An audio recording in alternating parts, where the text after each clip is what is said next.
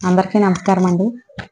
ఆరోగ్యం అనేది డబ్బులు పెడితే వచ్చేది కాదు. మంచి ఆహారపు అలవాట్లను ఆచరిస్తే ఆరోగ్యం మన సొంతమవుతుంది. ఫస్ట్ అయితే నా వీడియోకి లైక్ చేయండి. లైక్ బటన్ కింద ఉంటుంది. దాని మీద ప్రెస్ చేయండి. లైక్ అవుతుంది. నేను తెలియని వాళ్ళ కోసం చెప్తున్నానండి. తెలిసిన వాళ్ళకి అసలు కాదు. ఆడవారికి, మగవారికి కొన్ని అభిరుచులు వేరువేరుగా ఉంటాయి. అలాగే ఆరోగ్య విషయంలో కూడా వీరికి వేరువేరుగా ఉన్నప్పటికీ జెంట్స్‌తో పోల్చుకుంటే లేడీస్‌కి కొంత ఆరోగ్య విషయంలో శ్రద్ధ ఎక్కువగా ఉంటుంది. మరి ఇది కొన్ని ఫ్యామిలీస్‌లో రివర్స్‌లో ఉంటుంది. జెంట్స్‌కి హెల్త్ పట్ల బాగా ఇంట్రెస్ట్ ఉంటుంది. కానీ లేడీస్‌కి మాత్రం ఈ నియమాలు ఫాలో అవ్వడం, జాగ్రత్తలు వహించడం, నోరు కొట్టుకోవడం లాంటివి అస్సలు ఇంట్రెస్ట్ ఉండదు. ఇలా 2 రకాలుగా ఉంటారు. మరి నేను ఒక విషయం మీకు చెప్పాలనుకుంటున్నాను. ముఖ్యంగా లేడీస్‌కి ఆరోగ్యం పట్ల అవగాహన లేకపోయినా, ఆసక్తి తక్కువున్నా ఆ ఫ్యామిలీకే నష్టం. ఇంకా ఆవిడకి ఇంకా ఎక్కువ నష్టం. మగవారికి ఆరోగ్యం పట్ల అవగాహన లేకపోతే అంత నష్టం ఉండదు. ఆయనకేమైనా అయితే ఆవిడ చేస్తుంది. మరి ఆవిడకేమైనా అయితే ఎవరు చేస్తారు? ఈ రోజుల్లో పిల్లలే చూడటం లేదు కదా! అది. ఆడవారికి ఆరోగ్యం పట్ల ఆసక్తి లేకపోతే పిల్లలకి చాలా నష్టం కలుగుతుంది. కుటుంబం నష్టపోతుంది. ఆవిడ కూడా త్వరగా సిక్ అవుతుంది. ఆవిడ సిక్ అయితే ఇంకొకరి మీద ఆధారపడాల్సొస్తుంది. తన పనిని కూడా తాను చేసుకోలేని స్థితికి వచ్చేస్తుంది. మరి మీరే ఊహించుకోండి. స్త్రీలకి ఆరోగ్యం పట్ల ఆసక్తి లేకపోతే, మంచి ఆహారం తినే అలవాట్లు లేకపోతే, ఆ కుటుంబం అంతటికే బ్యాడ్ లక్ అంటాను నేను. అందుకే స్త్రీలు ఆరోగ్యవంతమైన అలవాట్లను, నియమాలను అలవర్చుకోకపోతే ఆ ఫ్యామిలీకే పెద్ద నష్టం. కాబట్టి గ్రహించండి. First మారాల్సింది ladies. లేడీస్ మారితే ఆ కుటుంబం అంతటిని మార్చుకోవచ్చు. స్త్రీలకి ఓర్పు, సహనం ఎక్కువ కదా! మగవారికి 25% ఉంటే ఆడవారికి 75% ఉంటుంది. ఎదుటి వారిని మార్చాలన్నా, కన్విన్స్ చేయాలన్నా ఆడవారికి ఆ కెపాసిటీ ఎక్కువుంటుంది. జెంట్స్‌తో పోల్చుకుంటే లేడీస్ అనుకుంటే ఏదైనా సాధించగలరు. లేడీస్‌కి ఆ పవర్ ఉంది. లేడీస్ అది తెలుసుకోవాలి. నాలో ఈ పవర్ ఉంది. నేను నా కుటుంబాన్ని ఆరోగ్యవంతమైన దారిలో నడిపించాలి అని అనుకోని స్టార్ట్ చేస్తే చాలు అలా ముందుకు వెళ్తారు. కాబట్టి ఆరోగ్యవంతమైన ఆహారపు అలవాట్లను పాటిస్తే మీ కుటుంబానికి ఎంతో మంచిది. మీ ఇంట్లో భర్త, పిల్లలకి, మీ అత్తమామలకి ఎవరికి ఇష్టం లేకపోయినా, మీ ఇంట్లో ఎవరి సపోర్ట్ మీకు లేకపోయినా, మీరు మాత్రం సైలెంట్‌గా ఈ ఆహారపు అలవాట్లను ఆచరిస్తూ ఉండండి. వాళ్ళకిష్టం లేనప్పుడు చెప్పి, వారికి కష్టపెట్టి, వారికి వ్యతిరేకంగా చేసుకోకుండా సాధ్యమైనంత వరకు మీకు ఏవైతే ఆటంకం లేకుండా ఉంటాయో అటువంటివన్నీ ఇదివరకు నేను కొన్ని వీడియోలో చెప్పాను కదా! ఆ విధంగా ఆచరించడానికి ప్రయత్నించండి. వీలైనంత వరకు ఎర్లీ డిన్నర్. అసలు నెక్స్ట్ డేకి మనం యాక్టివ్‌గా ఉండాలంటే లేచినప్పటి నుంచి పడుకునే వరకు పని చేయాలన్నా, నైట్ అంతా బాగా నిద్ర పట్టి రిఫ్రెష్ అవ్వాలన్నా ఈ ఎర్లీ డిన్నర్ అనేది ది బెస్ట్ అన్నమాట. అందుకనే ఏది ఆచరించినా, ఆచరించకపోయినా స్త్రీలు ఆరోగ్యవంతంగా అవ్వాలంటే ఫస్ట్ ఆచరించాల్సింది ఎర్లీ డిన్నర్, నేచురల్ ఫుడ్ తినడం.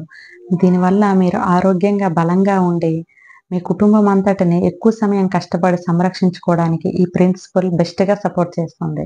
అందుకనే ఈవినింగు నేచురల్ ఫుడ్ తినండి. మీ భర్త, పిల్లలు వినకపోతే వారికి ఉడికిన ఆహారాలు పెట్టండి. మీరు మాత్రం ఉడికినవి తినకండి. ఈవినింగు నట్స్ ఏవన్నా నట్స్ ఎప్పుడు నానబెట్టుకునే తినాలి. 3 రకాల నట్స్ ఏవన్నా ఇన్నిన్ని నానబెట్టుకొని, వాటి మీద ఏవి అందుబాటులో ఉంటాయో ఆ ఫ్రూట్స్ తినండి. లేదు నట్స్ మేము మా వల్ల కాదు మేము మాకు అవి బడ్జెట్‌లో లేదనుకున్నప్పుడు పల్లీలే ఉంటాయి. ఇన్ని పల్లీలు అవైతే తక్కువ రేట్‌కే వస్తాయి గదా! ఇన్ని పల్లీలు నానబెట్టుకొని, వాటి మీద ఏవైతే దొరుకుతాయో చీప్ అండ్ బెస్ట్‌లో ఏవి చీప్‌గా ఉంటే పల్లుకాయలు, రేగికాయలు, పపాయ, అరటిపళ్ళు, జాంకాయలు ఇవన్నీ ఉంటాయి కదా! ఏది తక్కువ రేట్‌లో ఉంటే అవే మంచివి అసలు. మనకు కావాల్సింది కూడా అవే. అటువంటివన్నీ సీజన్‌లో వచ్చే ఫ్రూట్స్ అన్నీ పెట్టుకొని చక్కగా కడుపు నిండుగా తినేసేయండి. ఈ విధంగా లేడీస్ ఫస్ట్ మారితే దీని ద్వారా ఆరోగ్యం మెరుగై, రక్షణ వ్యవస్థ పెరిగి, బలం పెరిగి, మీరు సిక్ అవ్వకుండా యాక్టివ్‌గా ఉండేటట్లు చేంజెస్ మీలో వస్తుంది. ఈ మార్పు మీరు గమనిస్తే మీ పిల్లల్లో కూడా మార్పు రావాలని ఆశిస్తారు. ఇప్పటివరకు ఎలా ఉండేదాన్ని, ఈ 6 నెలల సంవత్సరం ఈ ప్రిన్సిపల్ ఆచరించడం వలన నాకెంత మార్పొచ్చింది అని మీరు గమనించుకోగలిగితే, మీ ఫ్యామిలీ అంతటిని మార్చడానికి మీరు ప్రయత్నం చేస్తారు. ఫస్ట్ పిల్లల్ని, తర్వాత మీ భర్తని మీరందరూ ఎర్లీగా తినడానికి అలవాటు పడాలి అంటే, ఫస్ట్ మీలో మార్పు రావాలి. అన్ని రకాలు వండేసి, ఇవన్నీ తిందామండి, ఏం గింజలు, పప్పులు అన్నారనుకోండి, వాళ్ళు ఇంకేం చేయలేరు. కాబట్టి ఫస్ట్ మీలో మార్పు రావాలి. అలాగే లేడీస్ అయినా, జెంట్స్ అయినా ఎక్కువ రోజులు యవ్వనంగా కనిపించాలంటే, చర్మం ముడతలు పడకుండగా చర్మం కాంతివంతంగా మెరవాలన్నా, ఈ ఎర్లీ డిన్నరు, వాటర్ అనేది బాగా సపోర్ట్ చేస్తాయనమాట.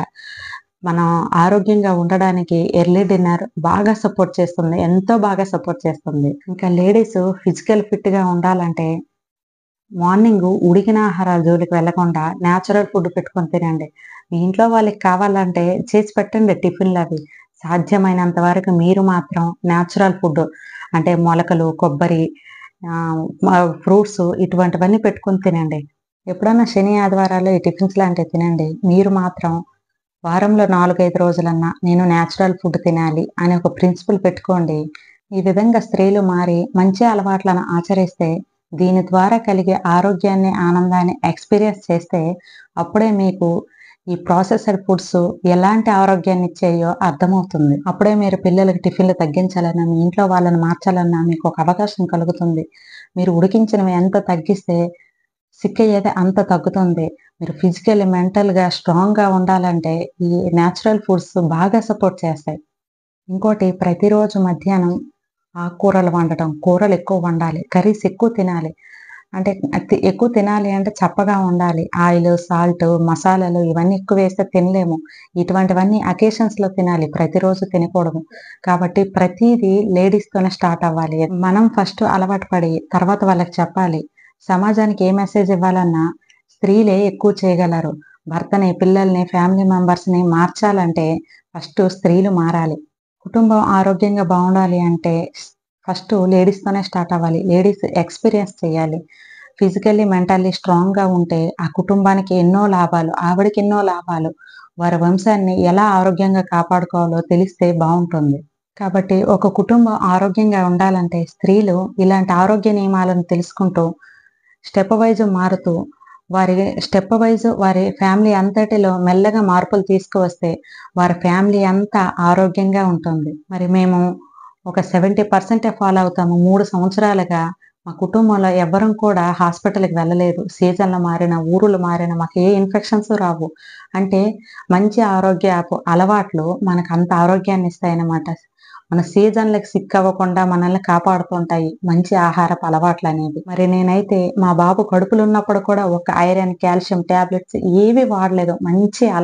మంచి ఆహారమే తిన్నాను. 3 కేజీల బిడ్డని జన్మనిచ్చాను.